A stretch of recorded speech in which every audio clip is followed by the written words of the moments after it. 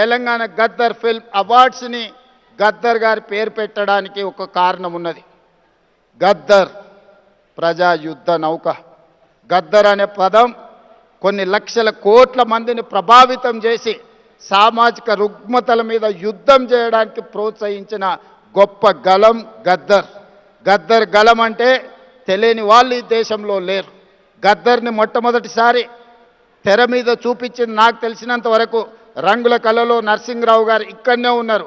బండి వెనుక బండి కట్టి 16 బండ్లు కట్టి ఆ పాటను ఆ రోజు గద్దర్ చేత చేయించిన నిర్మాత గారు కూడా ఈరోజు ఇక్కడ ఉన్నారు.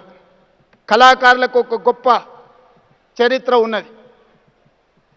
నిజాం సర్కార్కు వ్యతిరేకంగా పోరాటం చేసినప్పుడు బండి యాదగిరి రాసిన బండి వెనుక బండి కట్టి ఏ బండ్లో పోతావు నిజాం సర్కారోడ్ అనే పాట నిజాం ప్రభువుల నుంచి విముక్తి కలిగించిన సాయుధ రైతాంగ పోరాటాన్ని ఒక కళాకారుడు ఒక కవి స్ఫూర్తినిస్తే ఒక సామ్రాజ్యాన్ని ఒక చక్రవర్తిని ఓడించి పేదలు ప్రజాస్వామ్యాన్ని సాధించుకున్నారు.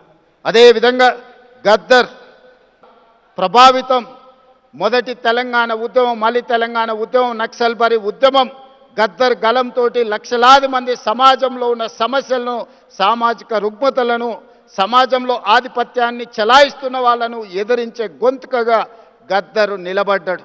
అందుకే గద్దర్ ఒక చైతన్యం, గద్దర్ ఒక స్ఫూర్తి. ఆ గద్దర్ స్ఫూర్తితోని సమాజంలో ఉన్న రుగ్మతలని, సామాజిక సమస్యల్ని పరిష్కరించుకోవడానికి ఒక ఆయుధమే సినిమా. సినిమా అత్యంత ప్రభావితమైన శక్తి, ఒక వెపన్.